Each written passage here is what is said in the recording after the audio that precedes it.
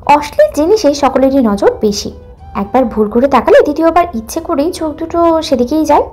এটা আদ্রিতার ক্ষেত্রে নাকি সকলের ক্ষেত্রেই জানা নেই তার। শুধু জানে এই মুহূর্তে দৃষ্টি সরাতে মন যাচ্ছে না। মন বলছে আর মস্তিষ্ক বলছে, ছি আদ্রিতা, তোর না বয়ফ্রেন্ড আছে, তুই না অন্য একজনকে ভালোবাসিস, তাহলে পর পুরুষের পানে নজর দিচ্ছিস কি করে? লজ্জা নেই তোর? আবরার তাসনি নিজ কক্ষে ড্রেস চেঞ্জ করছে। শার্ট দীর্ঘক্ষণ আগেই খুলে ছুঁড়ে মেরেছে কোথাও একটা। আশেপাশে দৃষ্টি ফিরিয়ে শার্টের হদিস পায়নি আদ্রি। আর আর জিন্সখানাও এই মাত্রই খুলে ফেললো। এখন তার পরনে ছোট্ট প্যান্ট, ধপধপে ফর্সা শরীর, কোথাও লোমের ছিটে ফোটাও দেখা যাচ্ছে না। বড় বড় চুলগুলো কপালে এসে পড়েছে।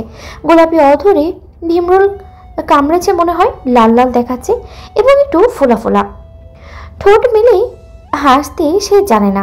চাপ দাড়িতে কণ্ঠনালীর উঁচু জিনিসটা ঢেকে ফেলেছে। বুকের দুই পাশে দুটো কয়লা, তারপরে তার একটু নিচে নাভিকুণ্ডল। ওয়ান টাইম একখানা ব্যান্ডেজ লাগানো হাতের বাপাশে।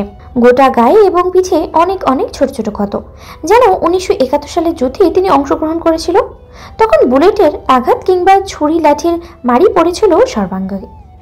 আদিতা ফেলে নয়নে খানিকক্ষণ তাকিয়ে থাকে অনেকক্ষণ, অতঃপর বিড়বিড় করে বলে, একটা মানুষকে আদর করে হাতি ডাকি, তাই বলে তাকে হাতির মতোই দেখতে হবে নাকি? এটার তো কোনো মানে হয়? নির্লজ্জ আদিতা নিজ দৃষ্টি টেনে হিঁচড়ে সরিয়ে নেয় আবরারের পান থেকে। মাথাখানা বের করে আনা দরজার হাতল থেকে সোজা হয়ে দাঁড়িয়ে শরীরে জড়িয়ে রাখা ওড়নাখানা মাথায় প্যাঁচিয়ে ভদ্র সভ্য মেয়ে হয়ে নেয়। অতঃপর মনে পড়ে অ্যানির কথা। তখন তো অ্যানিকে নামিয়ে দিয়েছিল, দুষ্টুটা আবার কক্ষে ঢুকে পড়ল না তো? চিন্তিত আদ্রিতা পুনরায় অ্যানির খোঁজে কক্ষে উকি দিতে উদ্যত হয়। তখনই নজর পড়ে ফ্লোরে। লুচু আদ্রিতার লুচু বিড়াল আরাম করে শুয়ে আছে, আবরারকে চেঞ্জ করতে দেখছে। হতাশ আদ্রিতা দীর্ঘশ্বাস ফেলে বিড়বিড় করে বলে, না নিজে মানুষ হতে পারলাম আর না তোকে মানুষ করতে পারলাম। আমার মতো চরিত্রের গুণ কোথা থেকে পেলি রে সোনা? অ্যানির পা টেনে তাকে সরিয়ে দিতে চায়। বিরক্ত হয় বিড়ালটা, কেমন করে তাকায় আদ্রিতার পানে। হাত পা নাড়িয়ে ছোটাছুটি করে বোঝায় সে দেখবে। আদ্রিতা বোধ হয় বুঝলো না, তাই কোলে নিতে যায়। চালাক অ্যানি মালিকের হাতে খামচি কেটে ঢুকে পড়ে কক্ষে। আদ্রিতা পেংচি কাটে, বিড়বিড় করে বলে, তোকে সহ আমাকে একদিন নির্লজ্জ বেহায়ের তকমা লাগিয়ে অনুন্নত দেশ সুইজারল্যান্ড থেকে জুতা পেটা করে তাড়াবে আতিয়ার হাতি বাচ্চা ছেলে আবরার। হাতি ওরফে গোলামের পুত, দেখে নিস তুই। আদিতা বেমালুম ভুলেই বসেছে সে আসলে কেন এসেছিল এই কক্ষের পানে। চলে যাওয়ার জন্য পা বাড়াতেই মনে পড়ে, তারপর মনে পড়ে এনিকে রেখে চলে গেলে ভাবমামা বিড়াল মেরে দিবে। শুকনো ঢোক গিলে আদ্রি এবং পরপরই দরজায় টোকা দিয়ে বলে, আসসালামু আলাইকুম বড় ভাই, ভালো আছেন? আমি একটুখানি আপনার কক্ষে ঢুকতে যাচ্ছি, অনুমতি পেলে ঢুকবো।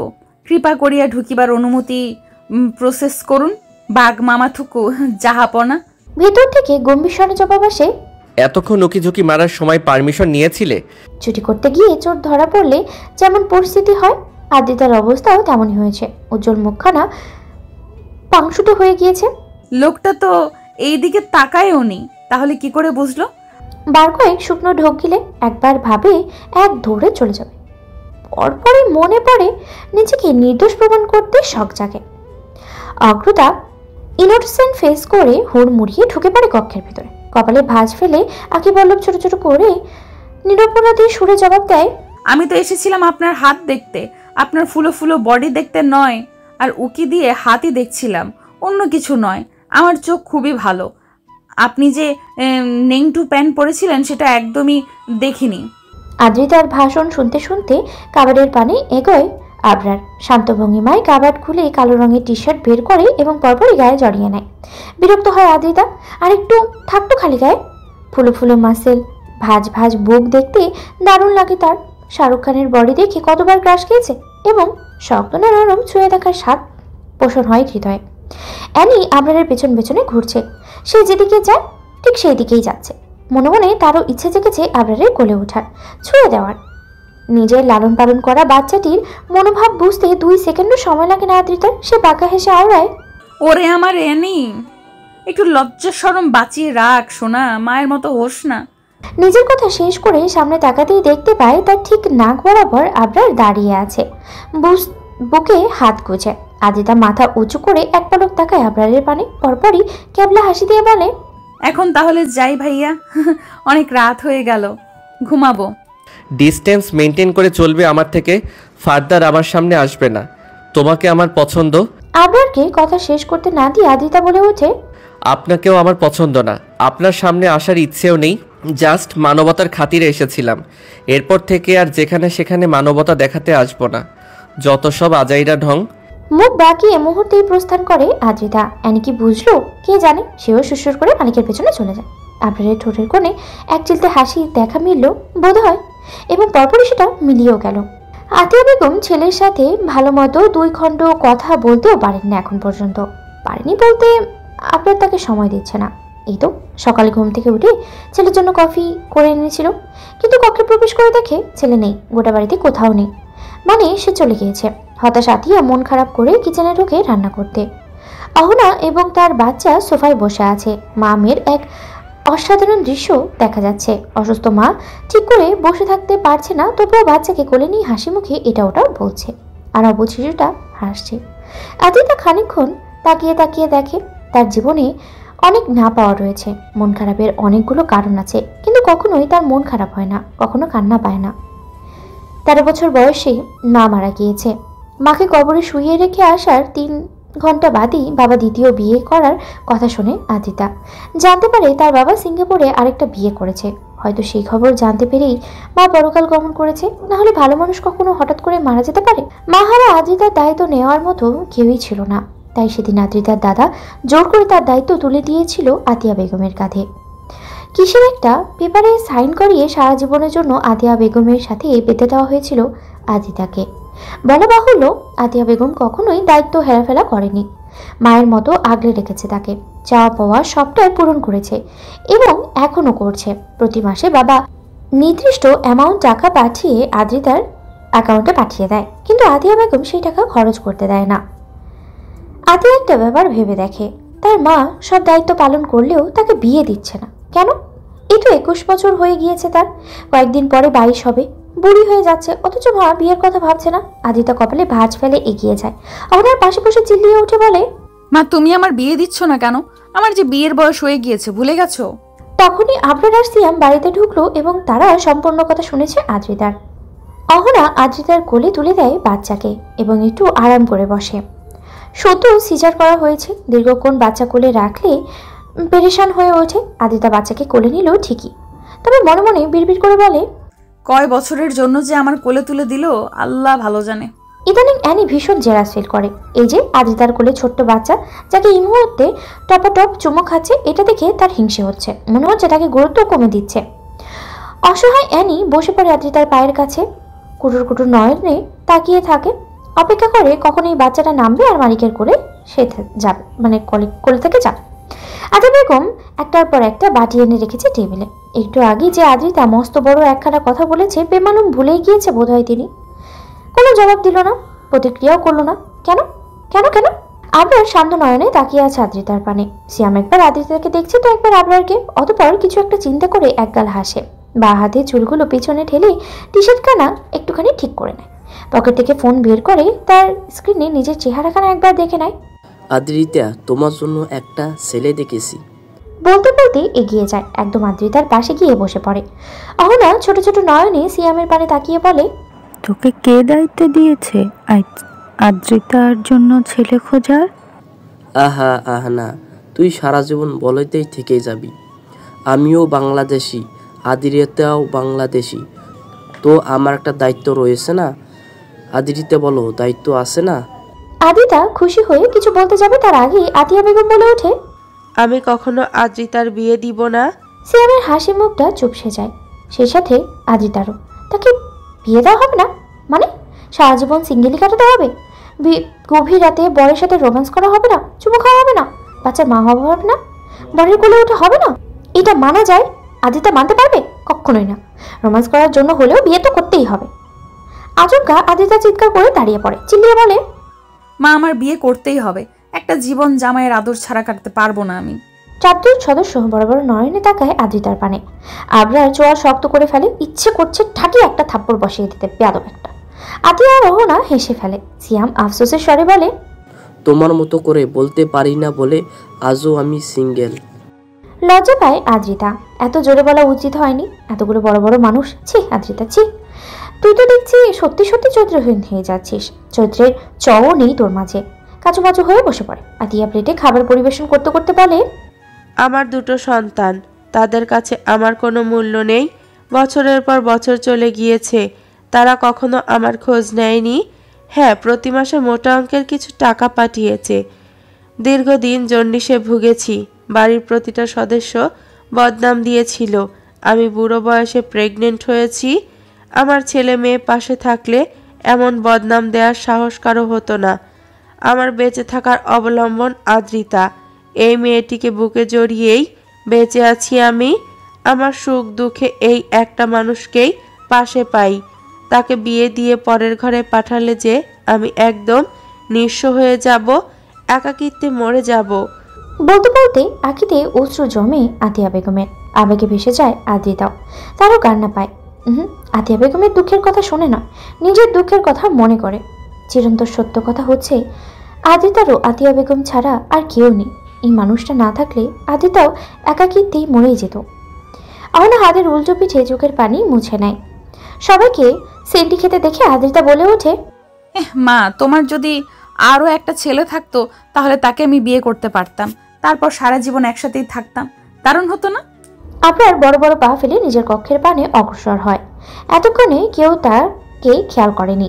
আতিয়া বেগম পায়েসের বাটি হাতে নিয়ে এক দৌড়ে এসে দাঁড়ায় আবরারের সামনে এবং বলে, শুভ জন্মদিন বাবা, তোর বাকিটুকু শেষ করতে পারে না আতিয়া বেগম। আবরার তাকে পাশ কাটিয়ে চলে যায়। আতিয়া বেগম ধপ করে বসে পড়ে ফ্লোরে। আজ তার ছেলের জন্মদিন, তাই তো সকাল সকাল ঘুম থেকে উঠে ছেলের পছন্দের সকল কিছু এক হাতে রান্না করেছে। ভেবেছিল আজকের দিনটাতে আবরার তার সাথে ভালো করে কথা বলবে, পায়েস খাবে, কিন্তু তার কিছুই হলো না। খুব বেশি ভুল করেছিল কি সে? মস্ত বড় অপরাধী। সিয়াম হতাশ হয়, অহনাও কেঁদে ফেলে। আদিতা চোয়াল শক্ত করে ফেলে। একরাশ রাগ জন্মায় আবরারের উপরে। ইচ্ছে করছে বড় বড় চুলগুলোকে টেনে ছেড়ে দিতে।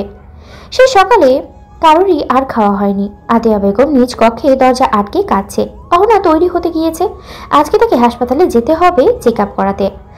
অহনার স্বামী হিমেল এবং শাশুড়ি এসে বসে আছে। তারা নিয়ে যাবে ডাক্তারের কাছে। বাবু এখন হিমেলের কোলে। আদিতা অ্যানিকে কোলে নিয়ে একটু বাইরে বের হয়। আজকেই প্রথমবার বাইরে বের হলো আদ্রিতা। কাউকে বলে আসেনি। সাথে এনেছে আতিয়া বেগমের ফোনখানা। আসিফ আদনান রিপ্লাই করেছিল মেসেজের এবং বলেছে আজকে কল দিবে। এখানকার মেয়েগুলো বেশ সুন্দর। জিন্স প্যান্ট, শর্টস, যে ড্রেসই পরুক তাদের বেশ সুন্দর লাগে। আদ্রিতা রাস্তায় এক কোণ দিয়ে হাঁটছে এবং রাস্তা দিয়ে যত মানুষ যাচ্ছে সবাইকে পর্যবেক্ষণ করছে। সরু রাস্তার দুই পাশেই রয়েছে ছোট ছোট বাড়ি। বাংলাদেশে ঢাকা শহরের মতো উঁচু উঁচু বিল্ডিং দেখা যাচ্ছে। অতিরিক্ত যানবাহনও নেই। রিক্সা, অটো, টোটো, টেম্পো, ঠেলাগাড়ি কিছুই নেই। শুধু একটু পরপরই লাল কালো সাদা রঙের 4 চাকার গাড়ি দেখা যাচ্ছে। খুব বেশি জোরে ড্রাইভ করছে না, বরং রয়েসই ধীর সুস্থে। হাঁটতে হাঁটতে কত দূরে চলে এসেছে জানা নেই আদ্রিতা, তবে পা ব্যথা করছে। কোল থেকে অ্যানিকে নামিয়ে রাস্তার পাশে বসে পড়ে। তখনই ফোনটা বেজে ওঠে। স্ক্রিনে আসিফ আদনার নামটা ভেসে উঠেছে। আদ্রিতার ঠোঁটের কোণে হাসি ফুটে ওঠে। তাড়াহুড়ো করে রিসিভ করে। হ্যাঁ, আমি আদ্রিতা। ওপাশ থেকে হাসির শব্দ ভেসে আসে। হ্যাঁ, শুনতে পেরেই কল করেছি। কেমন আছো? ভালো আছি, আপনি? আমিও ভালো আছি।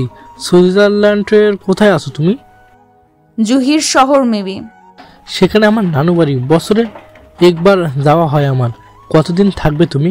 2-3 মাস মনে হয়, সঠিক জানি না তো। ঠিক আছে, আমি আসছি এই মাসের মধ্যেই। জরিক নদী দেখেছো? আমাকে এখানে ঘুরতে নিয়ে যাওয়ার মতো কেউ নেই, কিছুই দেখতে পারিনি। আচ্ছা, আমি এসে ঘুরতে নিয়ে যাব। আদ্রিতার খুশি আর দেখে কি মনটা নিচে ওঠে বেগম তোলে। কিছু বলার জন্য হাঁ করতেই তখনই ভেসে আসে এক গম্ভীর কণ্ঠস্বর। এ নিয়ে 3 বার এই কণ্ঠ শুনল আদ্রিতা। এখানে কি করছো? চমকে পেছনে তাকায় আদ্রিতা। কালো রঙের একখানা গাড়ি থেমে আছে ঠিক তার পেছনে। গাড়ির কাঁচ নামানো। সেই কাঁচের মধ্যে দেখা যাচ্ছে আবরার তাসনিনের গম্ভীর মুখশ্রী। হাত ফসকে ফোনখানা পড়ে যায় আদ্রিতার। অ্যানি পরিচিত মুখ দেখে এক দৌড়ে গাড়ির নিকটে চলে যায়। মিউ মিউ আওয়াজ তুলে ডোর খোলার ইঙ্গিত দেয়, কিন্তু পাষাণ আবরার খোলে না ডোর। আদ্রিতা মাথা নিচু করে ফেলে। কোলের মধ্যে পড়ে থাকা ফোনখানা তুলে কানে নেয়। ছোট স্বরে বলে, আমার ভাই এসেছে, রাখছি, পরে কল করব। তারপরই কান থেকে ফোন নামিয়ে দাঁড়িয়ে পড়ে। আবরারের কপালে ভাঁজ পড়ে। ভাই এসেছে? ভাই? আবরার তার ভাই হয়? আদ্রিতা দাঁড়িয়ে পড়ে, দুপা এগিয়ে এসে অ্যানিকে কোলে তুলে নেয় এবং মাথা নিচু করে বলে, ঘুরতে এসেছিলাম, যাচ্ছি বাসায়। বলেই হাঁটতে শুরু করে। আবরার গাড়ি থেকে নামে, বড় বড় কদমে আদ্রিতার সামনে এসে দাঁড়ায়। প্রথমেই হাত থেকে ফোনটা টেনে নিয়ে ছুঁড়ে মারে, দৌড় জানায়। ফোনখানা কোথায় গিয়ে পড়ে তার হদিস নেই। আদ্রিতা বড় বড় নয়নে তাকায় আবরারের পানে। এটা কি করলেন আপনি? মায়ের ফোন, এটা ফেললেন কেন? কৈফিয়ত দেওয়ার মতো মানুষ আবরার তো নয়, তাই কোনো কৈফিয়ত না দিয়ে আদ্রিতার বা হাতখানার মুঠোই পড়ে নেয় এবং টানতে টানতে নিয়ে আসে গাড়ির নিকটে। আদ্রিতার সমান তালে বকবক করতেই থাকে। কি করছেন আপনি? আমাকে জোর করতে হবে না, ভালোভাবে বললেই আমি গাড়িতে বসবো। হাত ছাড়ুন, টানাটানির দরকার নেই তো। তবে সেই সব কথা শোনা যায় না আবরারের। গাড়ির দরজার কাছে এনে আদ্রিতার হাত ছেড়ে দেয়। পরপরই নিজে বসে ড্রাইভিং সিটে এবং আদ্রিতাকে টেনে নিয়ে নিজের কোলে বসিয়ে নেয়। আশ্চর্য, আদ্রিতার কয়েক সেকেন্ড সময় লেগে যায় কোথায় বসে আছে এটা বুঝতে। পরপরই অনুভব করে তার পিঠের উপর দিয়ে একটা দড়ি চলে গেছে, মানে গাড়ির সিট বেল্ট বেঁধে নেয় আবরার আদ্রিতা সহ। এটা কি করছেন? এইভাবে কি করে যাব? আমাকে পাশে বসিয়ে দিন। নিচু স্বরে বলে আদ্রিতা। অ্যানি পড়ে আছে পাশের সিটে। সে গাড়িতে উঠতে পেরেই খুশি। আদ্রিতার সাথে কি হচ্ছে সেদিকে খেয়াল নেই। আবরার যেন শুনছেই না আদ্রিতার কথা। তবে আদ্রিতা চুপ থাকতে পারছে না। এভাবে বসা যায়? ছি ছি। অস্বস্তিতে জেগে ধরেছে, লজ্জায় গাল দুটো টকটকে লাল রং ধারণ করেছে। চোখের সামনে আবরারের প্রশস্ত বুক ছাড়া আর কিছুই দেখা যাচ্ছে না। নাকে ভেসে আসছে জেন্স পারফিউমের একটা কড়া ঘ্রাণ। গলা শুকিয়ে কাট কাট হয়ে গিয়েছে। ইতিমধ্যেই হাত পা মৃদু কম্পন অনুভব করছে। আদ্রিতা পুনরায় বলে, ভাইয়া আমাকে। বাকিটুকু শেষ করার আগেই আবরার চাপা স্বরে বলে ওঠে, আই এম ইয়োর হাজব্যান্ড। কি বলছেন এইসব?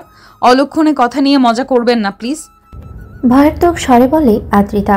জবাব দেয় না আবরার, তাকায়ও না আদ্রিতার পানে, বরং খুবই মনোযোগ সহকারে ড্রাইভ করতে থাকে। আদ্রিতা বড় বড় নয়নে তাকিয়ে আছে আবরারের মুখ পানে। খুবই কাছাকাছি রয়েছে মুখখানা। যতই কাছাকাছি থাকলে একে অপরের নিঃশ্বাসের শব্দ শোনা যায়, ঠিক ততটাই কাছাকাছি। এই মুহূর্তে আদ্রিতা আবিষ্কার করলো লোকটার থুতনিতে কাটার দাগ রয়েছে।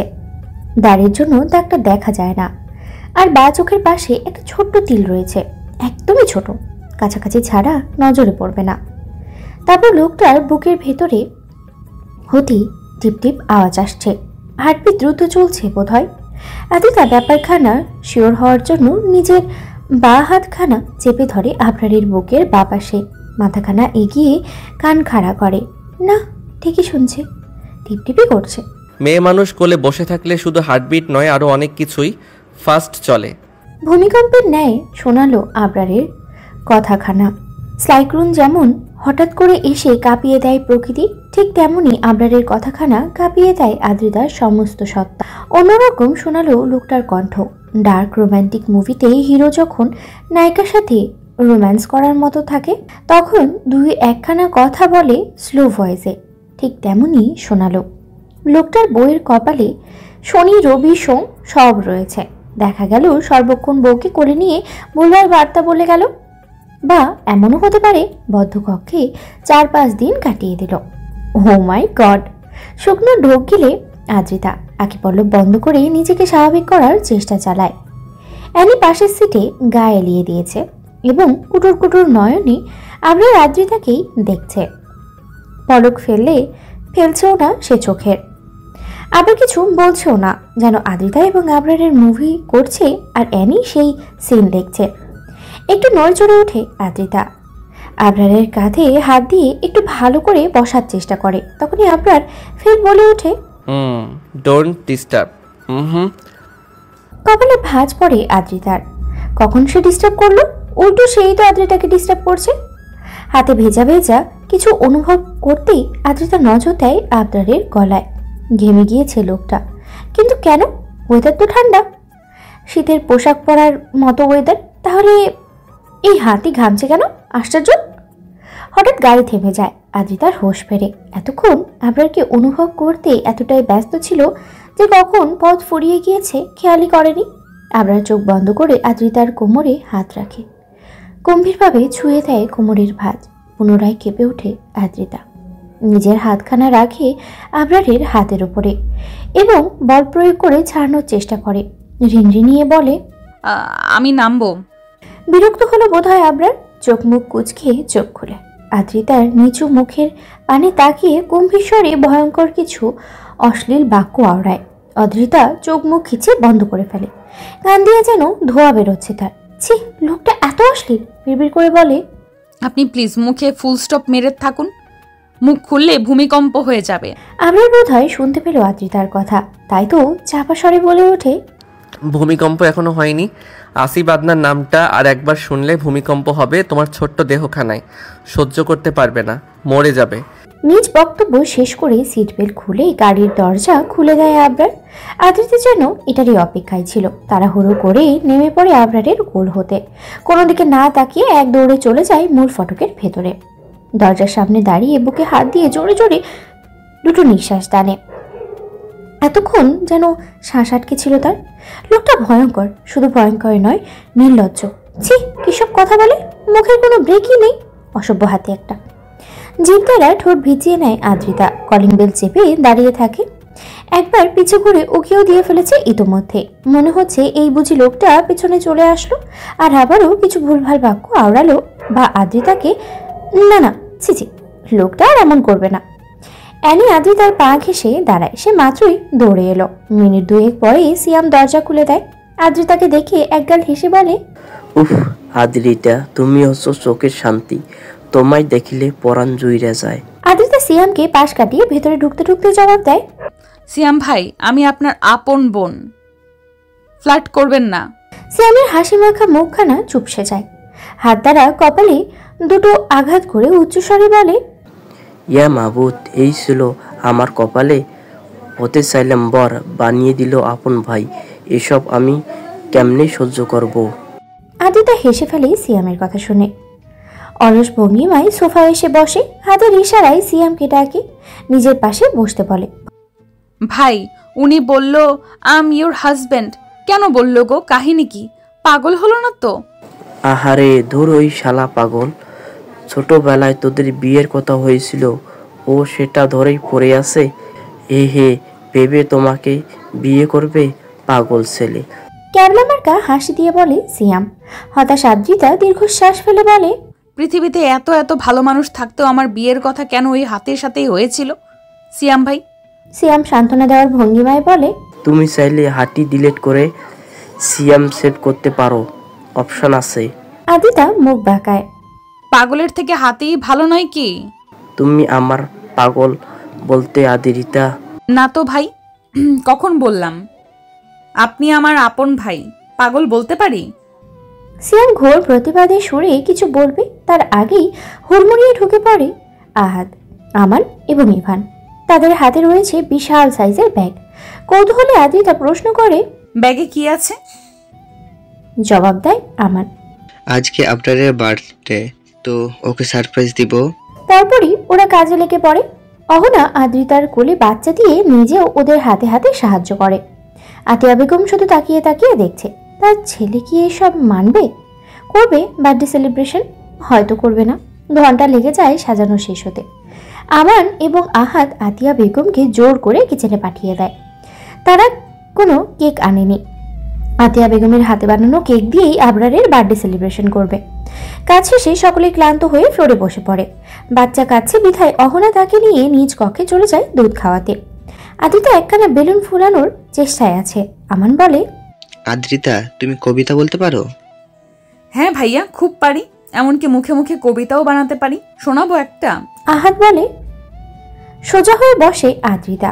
শুকনো কাশি দিয়ে গলা পরিষ্কার করে নেয়। তারপরে বলে, আম পাতা জোড়া জোড়া সিয়াম ভাইয়ের কোপাল পোড়া, শিয়ালের ডাকে কুকুর নাচে, আহাত ভাই আশায় বাঁচে, রাতের রং কালো, আমান ভাইয়া খুব ভালো, দূর আসমানে বক থাকে, ইভান ভাইয়া কু কু কু কু বলে ডাকে, মানুষ নাম তার, দেখতে হাতির বাচ্চা, সে আর কেউ নয় আমাদের আবরার চাচা। আদিয়া বেগম উচ্চস্বরে হেসে ফেলে আদ্রিতার কবিতা শুনে। আমান লাজুক হেসে আদ্রিতার পাশে বসে পড়ে। আহা, তাকে ভালো বলেছে মানে আদ্রিতার তাকে ভালো লাগে। অহনার বাবুর নাম রাখা হয়েছে আহির। নামটা রেখেছে অহনার স্বামী হিমেল। এই মুহূর্তে বাবুকে কোলে নিয়ে তিনি বসে আছে ড্রয়িং রুমের এক কোনায়। ছেলে থেকে চোখ ফেরাচ্ছে না। আদিতা আনিকে কোলে নিয়ে দাঁড়িয়ে আছে হিমেলের পাশে। ও মূলত গভীর দৃষ্টিতে পর্যবেক্ষণ করছে হিমেলকে। আদিতা জেনেছে হিমেল সুইজারল্যান্ডেই থাকতো। এখানেই তার পরিবার। অবশ্য তার জন্ম হয়েছে বাংলাদেশের রংপুর জেলায়। বাবা চাকরির খোঁজে পাড়ি জমিয়েছিল এই অদ্ভুত কান্ট্রিতে। তারপর ছেলে এবং বউকেও নিয়ে এসেছে। অহনা কেন এই লোকটাকে বিয়ে করলো? হাজার হাজার মাইল দূরে, আগে কখনোই কেউ কাউকে দেখেনি। তারপরও এই লোকটির জন্য ঘর ছেড়েছিল, একা একাই পাড়ি দিয়েছে সুইজারল্যান্ড। একবারও কি তার ভয় করেনি যদি লোকটা ভালো না হতো, যদি অহনাকে মেরে দিত? একবার সময় করে অহনাকে জিজ্ঞেস করবে, জানতে চাইবে তাদের প্রেমের কাহিনী।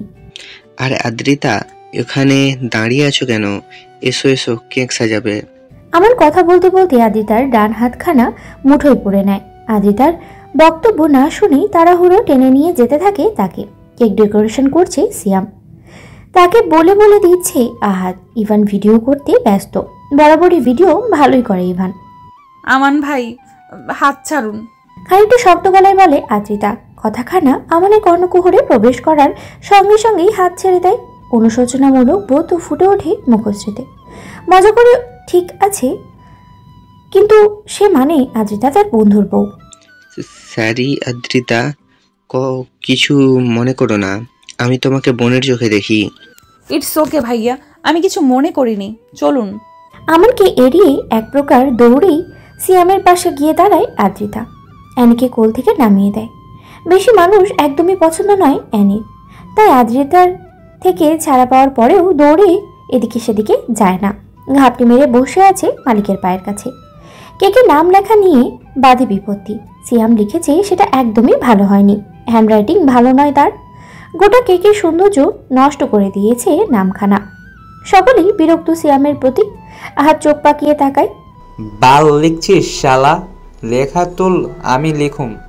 ইভান ক্যামেরায় ফেলে দিয়ে জাপটে জড়িয়ে ধরে আহাদের পা, কাদো কাদো স্বরে বলে, মাফ কইরা দে ভাই, তুই লিখিস না, তোর হাতের লেখা জঘন্যতম আল্ট্রা প্রো ম্যাক্স। কিটকিটিয়ে হেসে ওঠে সিয়াম। আহাত দাঁতে দাঁত চেপে লাথি মারে ইভানকে। ছিটকে ক্যামেরার কাছে গিয়ে পড়ে সে। আমান বলে, নামটা আদ্রিতা লিখুক, শুনেছি সুন্দরী মেয়েদের হাতে লেখা সুন্দর হয়। খুশিতে গদগদ হয়ে ওঠে আদ্রিতা। মুহূর্তে সিয়ামের হাত থেকে নিয়ে নেয় লেখার যন্ত্র এবং ফটাফট লিখে ফেলে। ইচ্ছে ছিল হাতের বাচ্চা লেখার, কিন্তু আতিয়া বেগম সামনেই দাঁড়িয়ে আছে বিধায় লিখতে পারে না। সবাই আদ্রিতার লেখায় বেশ প্রশংসা করে। সমস্ত ডেকোরেশন শেষ হওয়ার পর মুহূর্তেই আবির্ভাব ঘটে আবরার তাসনিনের।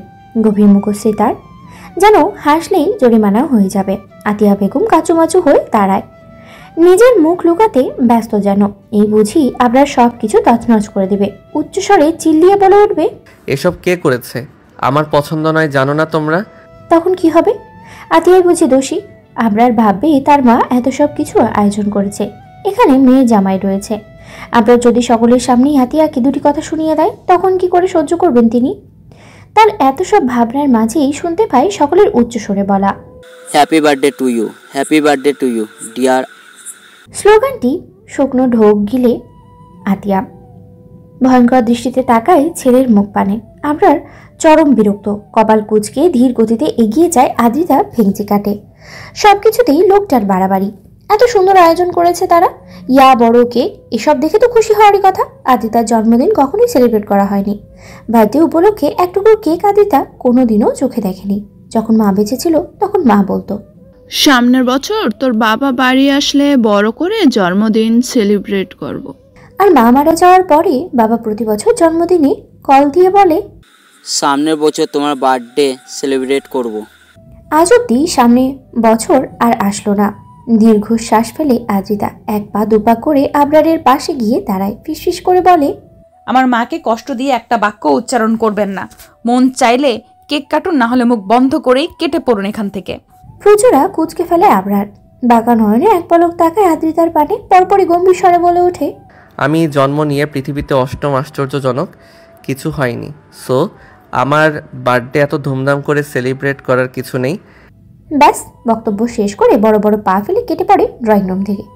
কাউকে কোনো কথা বলার সুযোগ দেয় না। হতাশ হয় আহাদ, আমান, সিয়াম এবং ইভান। তারা প্রতি বছরও কোনো না কোনো সারপ্রাইজ প্ল্যান করে, আর তাদের প্ল্যানিং ভেস্তে দেয় আবরা তাসনিন। একেবারে নিজ কক্ষের পদচারণ করে দরজা আটকে দেয় বিকট শব্দে আবরার। কেঁপে ওঠে ড্রয়িং রুমে উপস্থিত সকলেই। আবারও চোখের কোণে অশ্রু জমে আতিয়া বেগমের।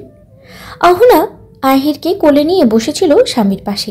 ভাইয়ের বিহেভিয়ারে ভীষণ কষ্ট পায়। হিমেল হাত রাখে অহনার কাঁধে, সান্ত্বনার বাণী আওড়ে বলে, ইটস ওকে জান, মুড অফ করো না। অহনা হিমেলের পানে তাকিয়ে মলিন হাসে। এই মানুষটা আছে বলেই অহনা পৃথিবীতে সুখ খুঁজে পেয়েছে। এই একটা মানুষ অহনার জীবন রাঙিয়ে দিয়েছে ভালোবাসার দ্বারা, মুছে দিয়েছে সকল গ্লানি দুঃখ, আর তাকে ছুঁতেই পারে না।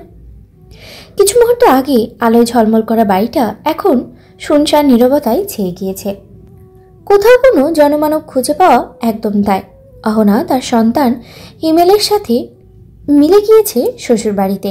এখানে আর হিমেল রাখবে না ওদের। আতিয়া বেগম গিয়েছে অহনার সাথে। মেয়েকে একা ছাড়তে মন সায় দিচ্ছে না তার। নাতনিকে ছাড়া এক মুহূর্ত থাকার কথাও ভাবতে পারে না। আমান, আহাদ এবং ইভান চলে গিয়েছে যার যার বাসস্থলে। সিয়াম শপিং মলে গিয়েছিল। যাওয়ার আগে আদ্রিতাকে বলেছিল সাথে যেতে, কিন্তু আদ্রিতা যায়নি। বর্তমানে আদ্রিতা এবং অ্যানি বসে আছে ড্রয়িং রুমে। সামনে টিভি স্ক্রিনে চলছে মাই ফল্ট মুভি। গভীর মনোযোগ দিয়ে মুভিখানা দেখছে আদ্রিতা। প্রায় শেষ পর্যায়ে চলে গিয়েছে। নিক এবং নোয়া গাড়িতে। নিক ড্রাইভ করছে এবং নোয়া পাশে বসে আছে। ইংরেজি হিন্দি কোনো ভাষায় বোঝে না আদ্রিতা, তবুও একটু একটু আন্দাজ করতে পারে। দুই মুহূর্তেই নোয়া নিকোলাসের হাতের ওপরে হাত রেখেছে। বিষণ্ণ স্বরে বলছে, আমি তোমার শতালো বোন, আমাদের সম্পর্ক মানবে না কেউ। তোমার বাবা, আমার মা কেউই মেনে নেবে না। সাথে সাথে নিকোলাস গাড়ি থামিয়ে ফেলে। সিট বেল্ট খুলে নোয়ার গালে হাত রাখে এবং চুম্বন এঁকে দেয় ঠোঁটে। একটু পরেই ওষ্ঠ ছেড়ে বলে, ভালোবাসা যদি গুনাহ হয়ে থাকে তাহলে আমি গুনাহগার, পৃথিবীর সবচেয়ে বড় পাপী। ডায়লগ শেষ করে আবারও চুম্বনে লিপ্ত হয়। আদ্রিতা গালে হাত দিয়ে গোটা ব্যাপারখানা দেখে। আহারে, কত ভালোবাসা! দেখেই পরাণ জড়িয়ে যায়। হঠাৎ করে কেউ ধপ করে বসে পড়ে আদ্রিতার পাশে। গম্ভীর স্বরে বলে, এসব সিন দেখে ফিলিংস আসে না, লিপ কিস করতে মন চায়। আদ্রিতা টিভি স্ক্রিনে নজর রেখে আনমনেই বলে ওঠে, আমার ড্রিম এটা। কত স্বপ্ন দেখি আমি চুমু খাচ্ছি, ঠোঁটে চুমু খাওয়ার ফিলিংস জানার বড্ড ইচ্ছে আমার। আমি বাকিটা শেষ করার আগেই, সহ্য করতে পারবে তো? আদ্রিতা ভ্রুকুচকে তাকায় আবরারের মুখ পানে। পাগলের মতো কথা। আদ্রিতার নাকি সহ্য করতে পারবে না? চুমু সহ্য না করতে পারলে জীবনটাই তো বৃথা। না, খুব পারবে। এই যে টিভি স্ক্রিনে থাকা মেয়েটা মজা করে সহ্য করে নিচ্ছে, যেন এর থেকে মজাদার আর কিছুই নেই। আবারও ভাবনায় পড়ে যায় সে, সত্যি কি এর থেকে মজাদার কিছু নেই? আবরারের মুখ পান থেকে নজর সরায়। এই মুহূর্তে টিভি স্ক্রিনে চলছে অশ্লীল এবং আপত্তিকর দৃশ্য। হাত পা কাঁপতে শুরু করে আদ্রিতার। লজ্জায় গাল দুটো লাল হয়ে উঠেছে, কানে গরম অনুভব করছে, চোখের পাতা ভারী মনে হচ্ছে। তাকে তো ইচ্ছে করছে না। শুকনো ঢোক গিলে সে জিভ দ্বারা ঠোঁট ভিজিয়ে আলগোছে টিভি বন্ধ করার জন্য রিমোট খুঁজতে থাকে, কিন্তু আশেপাশে তার দেখা মেলে না। কাজের সময় কিছুই পাওয়া যায় না। আবরার সোজা হয়ে বসে, একটা হাত আদ্রিতার পেছনে দিয়ে সোফার হাতলে রাখে, একটু একটু ছুঁয়ে দিতে আদ্রিতার পিঠ। আরেক দফা চমকায় সে। মনের মধ্যে অদ্ভুত কিছু ভাবনার ভিড় করছে। তাড়াহুড়ো করে একটু এগিয়ে বসে সে। আবার নিচু স্বরে বলে, এসব দেখে হাজবেন্ডের অভাব ফিল করো না। সামান্য কথা, কিন্তু মিনিংটা অসামান্য। লাজুক এবং ভীতু আদ্রিতার লাজ বাড়িয়ে দিতে সক্ষম হলেও তাই মাথাখানা একদমই নিচু হয়ে গিয়েছে। দু হাত একে অপরের সঙ্গে চাপ প্রয়োগ করছে, ইচ্ছে করছে দৌড়ে চলে যেতে, কিন্তু বেইমান দেহখানা চলতে চাইছেই না যেন। এটাই সুযোগ নিল বোধহয় আবরার। সোফার হাতলে রাখা হাতখানা আদ্রিতার কাঁধে রাখে এবং আচমকা টান দিয়ে নিজের দিকে নিয়ে আসে। পরার্থক আদ্রিতা বলে ওঠে, কি করছেন সিয়াম ভাই কিচেনে? কথাখানা বলে নিজেই বিরক্ত নিজের উপরে। বালের এক্সকিউজ দেখালো, যেন তারা জামাই বউ। কড়া ভাষায় কিছু বলা যেত না? Do you think I fucking care about? গোটা বাক্য শেষ করার আগেই দরজা ঠেলে ভেতরে ঢুকে সিয়াম। আদ্রিতা এক লাফে দাঁড়িয়ে পড়ে এবং যান প্রাণ এক করে দৌড়ে চলে যায় নিজ কক্ষে। অ্যানিকে সাথে নিতে বেমানবী ভুলে গিয়েছে। নিজের জীবন বাঁচাক আগে, তারপরে অন্য কথা। সোফায় গুটিসুটি মেরে ঘুমিয়ে থাকা অ্যানির পানে থাকায় আবরার ইচ্ছে করলো নরম তুলতুলে গায়ে হাত বুলিয়ে দিতে, তবে ইচ্ছেকে প্রাধান্য দিল না।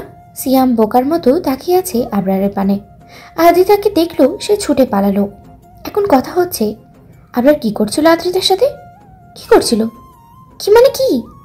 ভাবতে ভাবতে এগিয়ে আসে সিয়াম। আবরারের পাশে বসে প্রশ্ন করে, চুমু খেয়েছিস? চুমুতে পোষাবে না আমার। হট নাইট লাগবে। আর হবে না। গোটা নাইট হট থাকতে হবে। আবরার সিয়ামের মাথায় চাটি মারে। ইডিয়েট, জনগণ বাড়িয়ে দিবে। রাত 3টা বাজে। 3টে মানেই আমানের কাছে গভীর রাত। ঘুমিয়েছে 2টোয়। তার কিছু মুহূর্ত পরেই ফোন বেজে ওঠে। আননোন নাম্বার থেকে কল করে বলা হয়েছে জুরিখ নদীর পাশে আসতে। কে বা কারা কল করেছে জানা নেই আমানের, তবে যাওয়াটা বাধ্যতামূলক মনে হলো। হয়তো কোনো প্রয়োজন, না হলে কেন কল দিয়ে ডাকবে। টি শার্ট এবং ট্রাউজার পরে ঘুমিয়েছিল আরাম। সেভাবেই বেরিয়ে যায়। গ্যারেজ থেকে গাড়ি বের করতে হবে। এই মুহূর্তে গ্যারেজে যেতে ইচ্ছে করলো না, তাই বারান্দায় দেখে রাখা বাইক নিয়েই ছোটে। ঠান্ডা পড়েছে প্রচণ্ড।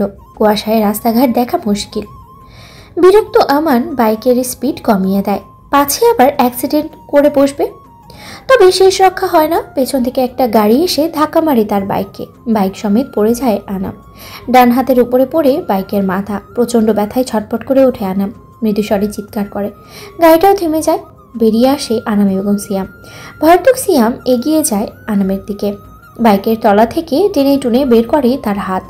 সান্ত্বনা দেওয়ার চেষ্টা করে। অপরদিকে আবরার বুকে হাত গুজে শান্ত নয়নে দেখছে। না কোনো সিম্প্যাথি দেখাচ্ছে, আর না কোনো অনুশোচনামূলক বাক্য আওড়াচ্ছে। কিছু মুহূর্ত আগে নিজে ইচ্ছাকৃতভাবেই ধাক্কা মেরে ফেলে দিয়েছে, এতে বিন্দুমাত্র আক্ষেপ নেই। সিয়াম একা একাই গাড়িতে তোলে আনামকে এবং নিয়ে যায় হসপিটালের উদ্দেশ্যে। দাঁড়িয়ে থাকে আমান। ঠোঁটের কোনায় বোধ হয় একটু হাসি ফুটে উঠল তার। অন্ধকারে ঠিক বোঝা গেল না, তবে বিলাই আঁখি দুটো চকচক করলো। যে হাত আমার বউকে স্পর্শ করার সাহস দেখাবে সেই হাত না থাকাই শ্রেয়। Next target Asif Adnan. ঘুম উঠে গিয়েছে সিয়ামের। আনামকে হসপিটালে ভর্তি করে বাসায় আসতে আসতে সকাল হয়ে গেছে। আবার ড্রয়িং রুমের সোফায় বসে টি টেবিলের উপরে পা রেখে আরাম করে কফির মগে চুমুক দিচ্ছে আর ল্যাপটপে কিছু দেখছে। তুই আমানের হাত ভেঙে দিলি? ভয়ার্থক কণ্ঠস্বর সিয়ামের। দৃশ্যখানা সে ভুলতেই পারছে না। প্রাণপ্রিয় বন্ধুর সুন্দর হাতখানা কিভাবে চোখের পলকেই ভেঙে দিল। গলা কাটা মুরগির ন্যায় ছটপট করছিল। আবার ল্যাপটপের স্ক্রিনে দৃষ্টি রেখেই স্বাভাবিক স্বরেই জবাব দেয়, দিলাম ভেঙে। নেক্সট টার্গেট তুই। এবার তোর চোখ তুলবো। সিয়াম সঙ্গে সঙ্গে নিজের চোখের উপরে হাত রাখে। অনুনয়ের স্বরে বলে, প্রয়োজনে তোর বউকে মা বলে ডাকবো, তাও চোখ তুলিস না। ওকে, যা তোর মাকে ডেকে নিয়ে আয়, বলবি বাবা ডাকছে। যা তোর মাকে ডেকে নিয়ে আয়, বলবি বাবা ডাকছে। সিয়াম হন্তদন্ত হয়ে যায়। ক্রাশকে মা বলে ডাকবে? যাকে দেখে হৃদয়ের ঘণ্টা বেজেছিল, মন বলেছিল জীবন সঙ্গী পেয়ে গেছিস। কলিজা বলছিল তাকে তোর জন্যই পাঠানো হয়েছে। ফুসফুস বলছিল তোর ভালোবাসার পাখি। নারী ভুড়ি বলেছিল সেই ক্রাশকে এবার মা ডাকতে হবে। এই বিচার কি ধর্মে সইবে? হৃদয়খানা ভেঙে চুরমার হয়ে যাচ্ছে। আবার কি অন্যায় কথা বলেনি? অবশ্যই বলেছে। ঘোর অন্যায়মূলক কথা বলেছে, চরম লেভেলের অন্যায়। কিন্তু এটাকে বলবে গোমরা মুখ ভয়ঙ্কর আবরারকে? কার বুকের পাটা আছে আবরার তাসনিরের গলায় আঙ্গুল দিয়ে বোঝানো, তুই অন্যায়কারী, তুই পাপী, তোর ক্ষমা নেই। যেই বলতে যাবে তাকেই চোখে দৃষ্টি দিয়ে জ্বালিয়ে দিবে বা আমানের মতো মুখখানা ভেঙে দেবে। স্বপ্ন ঢোক গেল সিয়াম। অসহায় দৃষ্টিতে তাকায় আবরারের পানে। কি সুন্দর দেখতে, ঠিক রাজপুত্রের মতো। কিছু মনখানা, কিন্তু মনখানা নির্দয় পাষাণ। এই মুহূর্তে নির্দয় পাষাণ পুরুষ ব্যস্ত ভঙ্গিমায় ল্যাপটপের কিবোর্ডে আঙ্গুল চালাচ্ছে। খচখচ শব্দে মুখরিত হচ্ছে গোটা ড্রয়িং রুম। কপালের তার বিশাল 3টে ভাঁজ, যেন ল্যাপটপ তার বইয়ের পানে তাকিয়েছে। সিয়ামের মনে আছে প্রথম যেদিন তার আবরারের সাথে দেখা হয়েছিল। সুইজারল্যান্ডের গম্বিয়া নামক এক কোম্পানিতে চাকরি করত সিয়াম। একা মানুষ, বাড়ি ফেরার তাড়া নেই। অফিস টাইম শেষ হওয়ার পরে কানে হেডফোন গুঁজে নিস্তব্ধ রাস্তায় এক পাশ দিয়ে হাঁটছিল এবং গুনগুন করে গান গাইছিল। হঠাৎ একটা গাড়ি এসে পেছন থেকে সজোরে ধাক্কা মারে সিয়ামকে। ছিটকে পড়ে গাছের সাথে বাড়ি খেয়েছিল। প্রথম মাসের বেতন দিয়ে কেনা ওপো ফোনখানা ভেঙে গুড়িয়ে গিয়েছিল। কপাল ফেটে হাত পা ভেঙে আধমরা হয়ে পড়েছিল। গাড়িটা মূলত আবরারেরই ছিল। সে গাড়ি থেকে নেমে সিয়ামের কাছে আসে, কপাল কুঁচকে ভালোভাবে পর্যবেক্ষণ করে এবং বেহাল দশা দেখে কাকে যেন কল করে। ইংরেজিতে কিছু একটা বলেছিল। অতঃপর অর্ধমৃত সিয়ামকে একা ফেলে গাড়ি নিয়ে শো করে চলে যায়। মিনিট 10 পরে দুজন লোক এসে তাকে হসপিটালে ভর্তি করায়। পুরনো কথা মনে করে দীর্ঘশ্বাস ফেলে সিয়াম। হুট করে মনে মনে রাগ চেপে বসে, গমগমে শর্ট করে বলে, তুই সত্যি মা ডাকতে বললি? মায়া দয়া নেই শরীরে? তুই শালা মানুষই না, হারামি। তোর সাথে থাকতেই আমার ভয় করছে। কিভাবে পারলি আমানের হাত ভাঙতে ও আদ্রিতাকে? হাত থেমে যায় আবরারের। ভ্রু কুচকে তাকায় সিয়ামের পানে।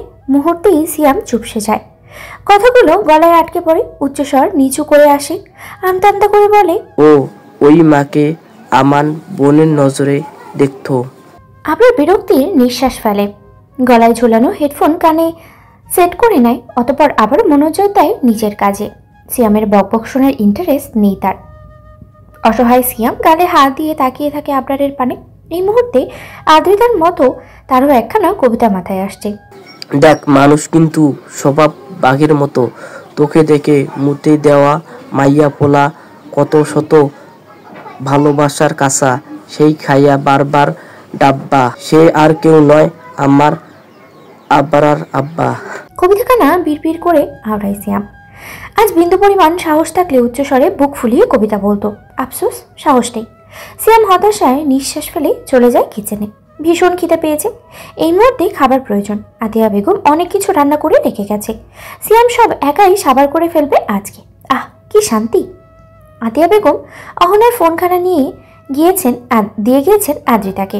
এই বাড়িতে একটাই টিভি আছে, সেটা ড্রয়িং রুমে।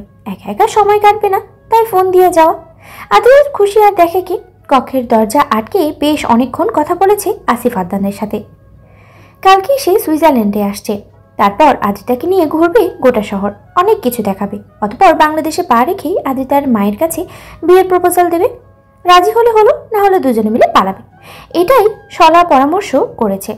আসিফ কল কাটতেই আদ্রিতার ভয় করতে শুরু করেছে। বিশাল এই বাড়িখানায় একা একা থাকা যায়? আদ্রিতার মতো পুঁটি মাছ থাকতে পারবে? এটা সম্ভব? কখন না জানি ভূত এসে খেয়ে ফেলে। তার উপরে আদ্রিতার কক্ষের পিছনে রয়েছে বিশাল পাহাড়। সেই পাহাড় থেকে যদি কিছু একটা চলে আসে। একা কক্ষে বড্ড ভয় করছে তার। অ্যানি শান্তিতে ঘুমাচ্ছে কম্বল মুড়ি দিয়ে। ভয়াত্মক আদ্রিতা অ্যানিকে কোলে তুলে নেয়। বেলকনির দিকে এক পলক তাকিয়ে শুকনো ঢোক গেলে। আশ্চর্য, আসিফের সাথে যখন কথা বলছিল তখন কেন ভয় করলো না? আর এখনই বা কেন করছে? ভয়ও কোনো কাণ্ডকর নেই নাকি? তোর বিরক্ত আদ্রিতা ফোন এবং অ্যানিকে নিয়ে কক্ষ ত্যাগ করে। ড্রয়িং রুমে আলো জ্বলছে, দিনের মতোই চকচকে। সোফাখানাও বেশ চওড়া। আদ্রিতা অ্যানিকে বুকের মধ্যে জাপটে জড়িয়ে ধরে সোফায় গায়ে এলিয়ে দেয়। কুশন বালিশ হিসেবে মাথায় দেয়। বাহ, এখন আর ভয় করছে না, শান্তিতে ঘুমাতে পারবে। মৃদু হাসে আদ্রিতা, বিড়বিড় করে বলে, আসিফ আদনান স্বপ্নে এসে আমায় চুমু খেয়ে যান। শক্ত চুমু, যে চুমুতে আমি কুপকাত হয়ে যাব। ভোর হওয়ার আগে আবরারের ঘুম ছুটে যায়। এটা বরাবরেরই স্বভাব, আজকেও তার ব্যতিক্রম নয়। ল্যাম্প পোস্টের পাশে হ্যালো কিটির মাথা ওয়ালা ঘড়িখানা টিকটিক করে বেজে চলেছে। জানান দিচ্ছে, আবরার তাসনিন, উঠে পড়ো, তোমার শরীরচর্চার সময় হয়ে গিয়েছে। চোখ বন্ধ করেই সাদা কম্বলের তলা থেকে হাত বের করে। ঘড়ির মাথায় একটা বাটন থাকে, সেটা চেপে বন্ধ করে দেয়। অতঃপর চোখ খুলে আলমোড়া ভেঙে উঠে বসে। বেলকনির পর্দা সরানো, স্পষ্ট দেখা যাচ্ছে বাহিরে বেশ কুয়াশা পড়েছে। বাঁ হাতের চোখ ডলে নেয় আবরার। এলোমেলো চুলে হাত বুলিয়ে কোমর হতে কম্বল সরায়। দৃশ্যমান হয় গোটা শরীর। 2 কোয়ার্টার প্যান্ট ছাড়া আর কিছুই নেই। মার্বেল ফ্লোরে পা রেখে জুতা খুঁজে নেয়। পেয়েও যায় মুহূর্তে। জুতা পরে বিছানা ছাড়ে। প্রথমেই কম্বল ভাঁজ করে কাবাডে রাখে।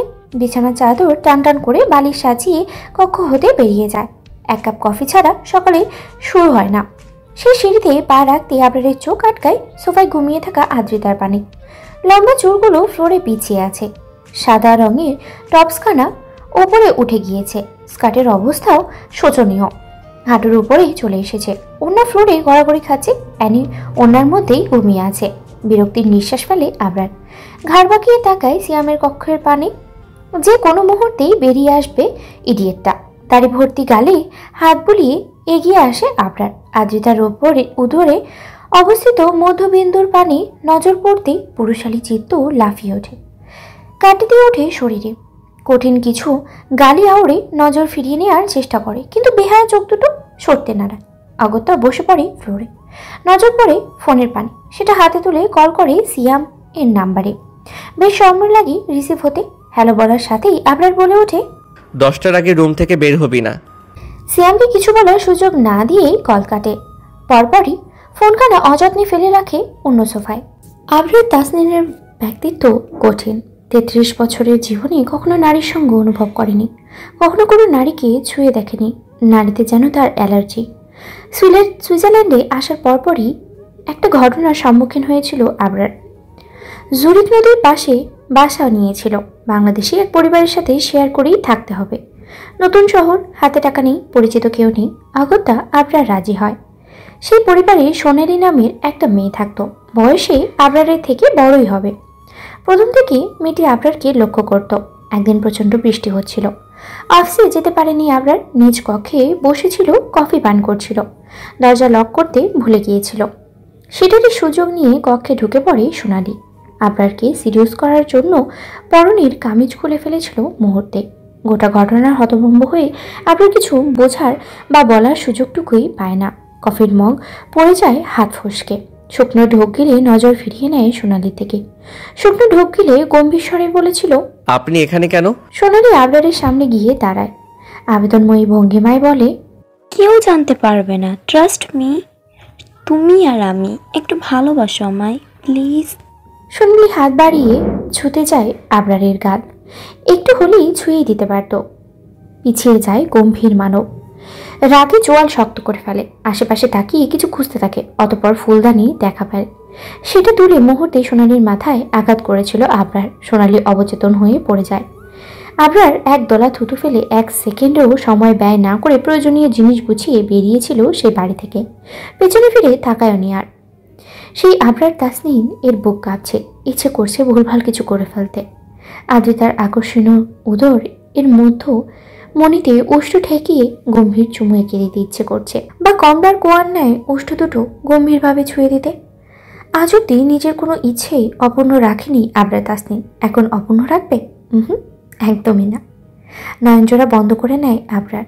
বাঁ হাতে বড় বড় চুলগুলো পিছনে ঠেলে হাঁটুতে ভার দিয়ে মেরুদণ্ড সোজা করে। একই হাত এগিয়ে দেয় আদ্রিতার পায়ে। পিঙ্ক কালার টপসখানা একটু আঙ্গুলের উপরে তুলে গোটা উদর উন্মুক্ত করে। মধ্যমণির ঠিক ওপরে কুচকুচে কালো তিল রয়েছে। আবার বিরক্তির নিঃশ্বাস ফেলে। বিড়বিড় করে বলে, ফাকিং তিল, বালছাল এটাকে এখানে থাকতে কে বলেছে? মাথা নষ্ট হওয়ার মতো অবস্থা আবরারের। জিভ দ্বারা ঠোঁট ভিজিয়ে মুহূর্তে মুখ এগিয়ে নেয় উদরের পানে এবং পরপরই মধ্যমণিতে উষ্ঠ ঠেকিয়ে গম্ভীর চুমুতে লিপ্ত হয়। ঘুমের ঘরে কেঁপে ওঠে আদ্রিতা। মৃদুস্বরে শব্দ করে ওঠে, যেন বেজায় বিরক্ত সে। আবরার কামড়ে ধরে নরম মাংসস্থল এবং তখনই সরে আসে। হাতে উল্টো পিঠে ওষ্ঠ মুছতেই কিচেনের দিকে চলে যায়। আদ্রিতা পিটপিট করে চোখ খুলে। উদরে জ্বলছে। হাতখানা সেখানে চলে যায়। ভেজা ভেজা অনুভব করতেই কপাল কুঁচকে উঠে বসে। হাত তুলে টপস উঁচু করে তাকায়। মুহূর্তেই আদ্রিতার আঁখি পল্লব বড় বড় হয়ে যায়। এটা কি হয়েছে? কেউ কামড়ে দিয়েছে? মানুষের তাতে তাক। শুকনো ঢোক গেলে আদ্রিতা এদিক ওদিক তাকিয়ে কিছু একটা খুঁজতে থাকে, কিন্তু আশানুরূপ কিছুই খুঁজে পায় না। ভয়ে কলিজা কেঁপে ওঠে। কে তাকে কামড়ে দিয়েছে? কেউ তো নেই বাড়িতে। চিন্তিত আদ্রিতার হাত পায়ে মৃদু কম্পন অনুভূত হয়। গলা এবং হাত পা চেক করে নেয়। আরো কোথাও এমন দাগ রয়েছে কি না। হঠাৎ আদ্রিতা খেয়াল করে কিচেন থেকে ঝনঝন শব্দ আসছে। ভীত আদ্রিতা ফ্লোর থেকে অ্যানিকে তুলে কোলে নেয়। ঘুমে ব্যাঘাত ঘটায় বিরক্ত অ্যানি মিউ মিউ আওয়াজ তোলে। সেদিকে পাত্তা দেয় না আদ্রিতা, বরং ওড়নাখানা মাথায় জড়িয়ে কিচেনের দিকে পা বাড়ায় খুব সাবধানে। আবার তাসনিনকে ব্যস্ত ভঙ্গিমায় কফি বানাতে দেখে অস্বস্তির নিঃশ্বাস ফেলে আদ্রিতা। যাক, চোর টাকা ঢোকেনি। এখানে কি চাই? আশ্চর্য, লোকটা দেখলো কি করে? আদ্রিতা তো একটুও শব্দ করেনি। আর লোকটা তো এদিকে তাকায়নি, বরং মনোযোগ দিয়ে কফির বোতলের মুখ খুলছিল। তাহলে দেখলো কি করে? যেভাবে দেখো, আদ্রিতা জানার দরকার নেই। তার প্রয়োজন হলো এটা জানা তাকে কে কামড়েছে। ভাইয়া একটা কথা বলতে এসেছি, ধমক দিবেন না প্লিজ, আর্জেন্ট কথা। মৃদু কণ্ঠস্বর আদ্রিতার। আবরার জবাব দেয় না। আদ্রিতাও বুঝতে পারে খাটাস হাতেই জবাব দেবে না, তাই নিচু স্বরে বলে, কেউ এসেছিল বাড়িতে, দেখেছেন আপনি? 4 চামচ করে 2 চামচ কফি পাউডার মগে ঢেলে দেয় আবরার। দক্ষ হাতে পানির পাতিল হতে গরম পানি ঢেলে নেয়। আদ্রিতার প্রশ্নের কোনো জবাব দেওয়ার প্রয়োজন বোধ করে না। আদ্রিতা ফের বলে, ভাইয়া কে জানি আমার বলতে বলতে থেমে যায়। এবার আবরার তাকায় আদ্রিতার পানে। বরাবরের মতো 2 ভ্রুজোড়া আড়াআড়িভাবে কুঁচকে রেখেছে। আদ্রিতাও তাকায় এবং চোখাচোখি হয়ে যায়। লাল লাল আভার চোখ দেখে মুহূর্তেই নজর সরিয়ে নেয় আদ্রিতা। আশ্চর্য, এমন লাল হয়ে আছে কেন? যেন গাঁজা খেয়েছে। আমি মিথ্যা বলছি না, কেউ ঢুকেছিল বাড়িতে, আমার ইজ্জত হরণ করেছে, দেখে নিয়েছে সবকিছু। বড় দুঃখী শোনালো আদ্রিতার কণ্ঠস্বর। পাষাণ আবরারের মায়া হলো না মোটেও, বরং বিরক্তই লাগলো। চামচ দিয়ে পানি এবং কফি মেশাতে মেশাতেই চলে যায় যাওয়ার জন্য পা বাড়ায় এবং মৃদু আওয়াজে 2 লাইন গান আওড়ায়। আমি তোর ব্ল্যাক কফি, তুই আমার সুগার, আমি তোর কোকা কোলা, তুই আমার বার্গার, তোর এই হটনেসে জ্বলে আমি ছারখার, পারছি না বেবি, তোকে খুব দরকার। হাতির বাচ্চা গরিলা আবার গানও গাইতে পারে? আল্লাহ, আমি কি কানে ঠিক শুনছি নাকি ভুল শুনলাম? আবরার তাসনিন রোমান্টিক গানও জানে? কত কি যে দেখবো, আর আল্লাহই ভালো জানে। বিড়বিড় করে আওড়ায় আদ্রিতা।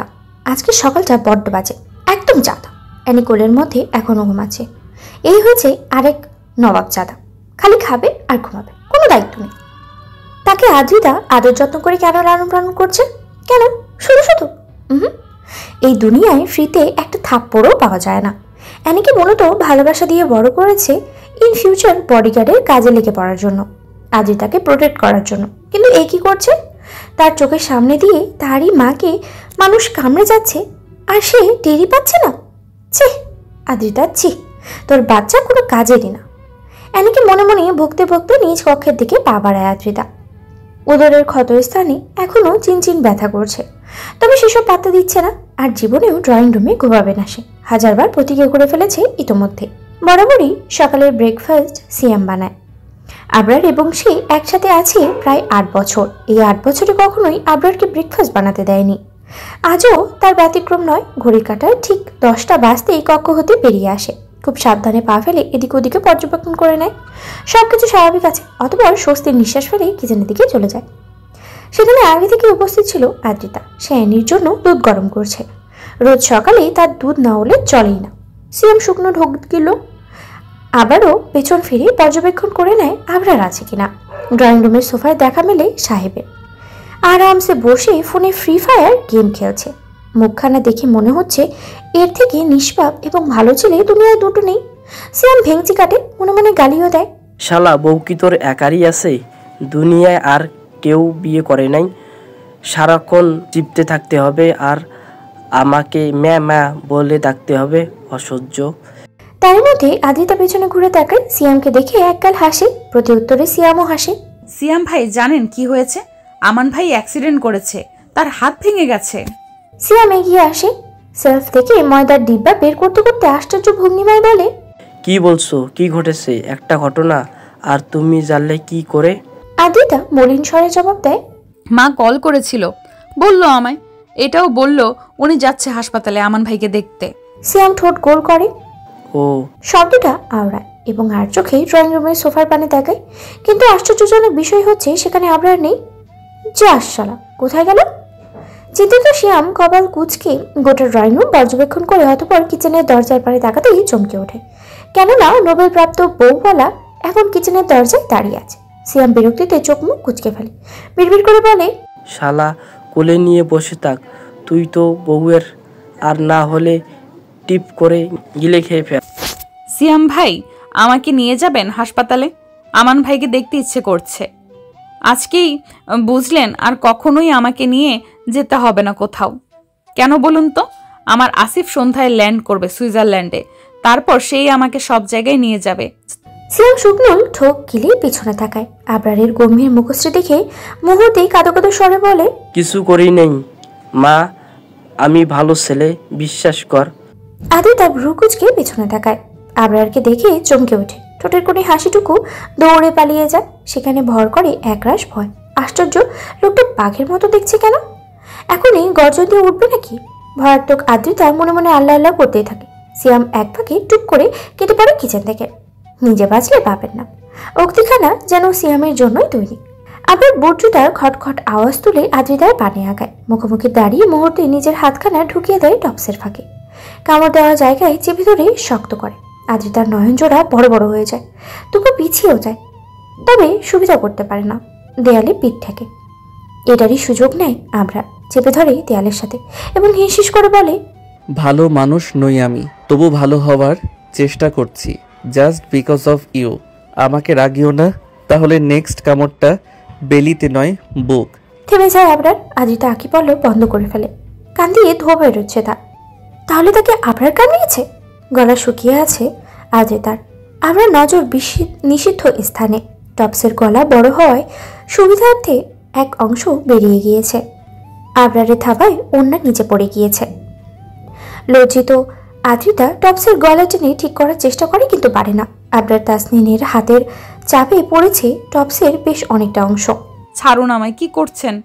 আবরার আদ্রিতার গলার দিকে মুখ এগোতে এগোতে বলে, ছাড়ুন, ধরুন, অশ্লীল আওয়াজ এসব করবে আমার নিজ। আদ্রিতা নিজের হাত দিয়ে চাপিয়ে ধরে আবরারের মুখ, বলতে দিবে না সে। লোকটার কথা ভয়ঙ্কর, কাঁপিয়ে তোলে আদ্রিতার সর্বাঙ্গ।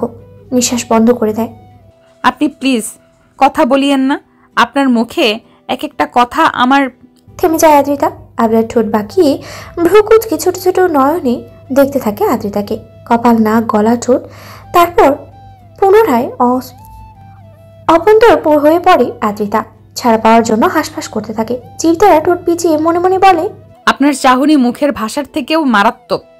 কখন জানি ছোট্ট আদ্রিতার ছোট্ট কলিজা লাফিয়ে বেরিয়ে আসবে। কলিং বেল বেজে ওঠে।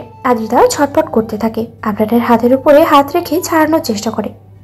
বিরক্ত আবরার দাঁতে দাঁত চেপে ছেড়ে দেয় আদ্রিতাকে। চুলায় বসানো গরম দুধের পাতিল ফেলে দেয় ছুঁড়ে। বিকট শব্দে দেয়ালে বাড়ি খায় সেটা। আদ্রিতা যান হাতে নিয়ে এক দৌড়ে চলে যায় কিচেন থেকে। বাড়ির মূল ফটকের দরজা খুলে দেয়। আতিয়া বেগমকে দেখে মুহূর্তেই জাপটে ধরে এবং বিড়বিড় করে বলে, মা, আমি আর এখানে থাকবো না, বাংলাদেশে নিয়ে চলো আমাকে। আতিয়া বেগম আদ্রিতার মাথায় হাত বুলিয়ে শান্ত করার চেষ্টা করে। আশ্বাস দিয়ে বলে, আম্মু, আমি চলে এসেছি তো, কি হয়েছে বল আমায়। আদ্রিতার হুঁশ ফেরে। কি বলবে মাকে? তোমার ছেলে কামড়িয়েছে আমায়, দেওয়ালের সাথে চেপে ধরে উদরে হাত দিয়েছে। ছি ছি, এসব বলা যায়? অপরন্তর আদ্রিতা একটু হাসার চেষ্টা করে বলে, তোমায় মিস করছিলাম তো তাই। আদ্রিতার মাথায় গাঁটটা মারে হেসে বলে, পাগল মেয়ে। আবরার সুটবুট পরে জেল দিয়ে সেট করা চুলে হাত বোলাতে বোলাতে বেরিয়ে যায় সদর দরজা পেরিয়ে। একবারও ওদের দিকে তাকায় না। আদিয়া বেগম এক পলক তাকিয়ে নজর ফিরিয়ে নেয়। আদ্রিতাকে নিয়ে সোফায় বসে। তখনই ফের কলিং বেল বেজে ওঠে। দরজা খোলা, সেখানে দাঁড়িয়ে আছে ধবধবে ফর্সা একটা মানব। আদ্রিতা এগিয়ে যায় এবং বলে, কি চাই? ছেলেটা একটা ফোন এগিয়ে দেয় আদ্রিতার হাতে এবং ইংরেজিতে কিছু একটা বলে। খুঁজে পেয়েছেন ফোনটা? রাস্তায় পড়েছিল, ধন্যবাদ আপনাকে। আসলে একটা হাতি ফেলে দিয়েছিল এটা। আপনাদের দেশ ভীষণ উন্নত, হারানো ফোন ফিরে পাওয়া যায়। আমাদের বাংলাদেশ হলে গাঁজাখোররা এটা বিক্রি করে গাঁজা খেত। আপনারা বুঝি গাঁজা খান না? অনুন্নত, অশিক্ষিত, লিজেন্ডহীন দেশ হচ্ছে সুইজারল্যান্ড। বাংলাদেশের মানুষদের সামনে হা বললে তারা হাতি বুঝে যায়, অ বললে অজগর। আর এখানকার মানুষদের কথা বেটে গিলিয়ে দিলেও বলে, sorry ma'am, I don't understand your language Singh. ব্যস্ত ভঙ্গিমায় ড্রাইভ করছে আবরার। গম্ভীর মুখশ্রীতে স্পষ্ট ফুটে উঠেছে রাগের প্রতিচ্ছবি। চাল শব্দ করছে ক্ষণে ক্ষণে। স্টিয়ারিংয়ে হালকা আঘাত করছে খানিকক্ষণ পরপর। বিড়বিড় করে কিছু একটা বলছে, যেন কাউকে ধমকাচ্ছে। সিয়াম গম্ভীর নয়নে পর্যবেক্ষণ করে চলেছে আবরারকে, যেন আবরার আপেল গাছ থেকে টপকে পড়া আপেল, এবং পড়েছেও তার মাথার উপরে। এবার ভাবতে ভাবতেই একখানা সূত্র আবিষ্কার করেই ফেলবে। তাসিন গ্রুপ অফ কোম্পানি, 10 তলা উঁচু বিল্ডিং। তা পেরিয়ে পাকা রাস্তায় গাড়ি ঢুকে পড়ে। নড়ে চড়ে বসে সিয়াম, কপাল কুঁচকে বলে, তোর কি হয়েছে খুললা কত? আম্মু, থুতু, আব্বা, অফিস তো ফেলে আসলি, রাস্তা ভুলে গেছিস? আবার জবাব দেয় না, আর না গাড়ি থামায়। সিয়াম বিরক্ত হয়। বোবার মতো বসে থাকা যায়? এই আবরারের সাথে অফিসে আসলে বোরিং হয়ে ওঠে সে। না গাড়িতে এফএম চালাবে, আর না একটা কথা বলবে। সিয়াম যে কাউকে কল করে কথা বলবে সেটাও করা যাবে না। আব্বা, সত্যি কথা কত, কি হয়েছে? এমন হচ্ছে তুই চুমু খেতে যাচ্ছিলি, আর তখনই কেউ কাবাবের হাড্ডি হয়ে ঢুকে পড়েছিল। তোর ঠোঁট কেমন উজ্জ্বল উজ্জ্বল দেখাচ্ছে, আবার মুখখানা। আবরার তাকায় না সিয়ামের পানে, স্টিয়ারিং শক্ত করে চেপে ধরে গম্ভীর স্বরে বলে, খেতে পারিনি, তোর মা ডিস্টার্ব করেছে। নড়ে চড়ে বসে সিয়াম, তবে জবাবের আশা করেনি। এমনিতেই আবরার তাসনিমকে প্রশ্ন করলে কখনোই জবাব পাওয়া যায় না। আজকে কি সূর্য ওঠেনি? হবে হয়তো। শুকনো কাশি দিয়ে গলা পরিষ্কার করে নেয় সিয়াম, নজর জোড়া বড় বড় করে অতঃপর বলে, খেতে পারিসনি তাই 4 ঘন্টা না, মানে আমার কল করেছিলি 6 ঘন্টা, 10টায় বেরোতে বলছিলি, সেটা হিসেবে 4 ঘন্টা। এতক্ষণে কি করছিলি? আবরার ভ্রু বাঁকিয়ে তাকাই সিয়ামের পানে, মুহূর্তেই ঠোঁটে আঙ্গুল দেয় সিয়াম, যেন আরেকটা কথা সে বলবে না, প্রতিজ্ঞা করলো। তবে মনে মনে বলে, কপাল খারাপ হলে কেরাসকেও মা ডাকতে হয়, এটা নিয়তি ভাই, এটাই কপাল। বেশ অনেকক্ষণ কেটে যায়, পিনপতন নীরবতা গাড়ি জোরে। বিরক্ত সিয়ামের উকি ঝুঁকি মেরে বাইরে দৃষ্টি দেখার চেষ্টা করছে। সিয়াম, আমি ওকে নিয়ে কোথাও একটা যেতে চাই, ব্যবস্থা কর। সিয়াম বুঝতে পারে না ঠিক। সে সিটের উপরে 2 পা তুলে বসে, গালে হাত দিয়ে কিছুক্ষণ ভেবে নেয় ওকে বলতে কাকে বোঝালো। তবে তার মোটা মাথায় গবেষণায় কাঁচা। ওকে মানে কাকে? আমান, ইভান, আদনান, নাকি আমি মানে সিয়াম? ওই মেয়েটা যে আমার বাড়িতে থাকে। ও তোর বউ? না মানে মা, আমার বাচ্চার নানি, আমার বউয়ের শাশুড়ি, আমার শাশুড়ের বিয়ান, তোর বাচ্চাদের মানে আমার ভাই বোনের আম্মু, তোর মায়ের। শাট আপ সিয়াম, যেটা বলেছি কর জলদি, 2 দিন সময় দিলাম। সিয়াম গালে হাত দিয়ে কিছু একটা চিন্তা করে, তারপর বলে, তুই কি আলাদা টাইম সেট করতে চাচ্ছিস, হানিমুন টাইপের? বিরক্ত হয় আবরার, চোখ মুখ কুচকে বলে, না, গ্রুপ ড্যান্স করতে চাচ্ছি। ভেঙচি কাটে সিয়াম। হতে পারে সিঙ্গেল, তবে বুঝি সব হয়ে যাবে। আমানের বাড়িটা তোর জন্য বুক করলাম 4 দিনের জন্য। 4 দিনে মানে 4 দিনেও, তার বেশি একদিনেও না। তবে আব্বা, আমার একটা কবিতা শুনলে তোমাকে ফ্রিতে ফুলের ব্যবস্থা করে দিব। আবরার জবাব দেয় না। সিয়াম বুঝে ফেলে আবরার তাসনিম বিখ্যাত কবি সিয়াম মাহবুব এর কবিতা শুনতে ইচ্ছুক, তাই সিট থেকে পা নামিয়ে সোজা হয়ে বসে। 2 বার কাশি দিয়ে গলা পরিষ্কার করে অতঃপর বলতে শুরু করে, ও পড়া সেলিনা, তারে সারা আড়ি, কচু গাছে ব্যাং হাসে, সিয়াম আবরারকে ভালোবাসে, সিল ডাকে কাক নাচে, আব্বারা আব্বু চুমু খেতে বাসে, বক আর কাক 2 ভাই, সিয়াম ভাইয়ের বউ নাই, দুঃখ আমার পাহাড় সমান, হাসপাতালে আছে আমার বন্ধুর আমা।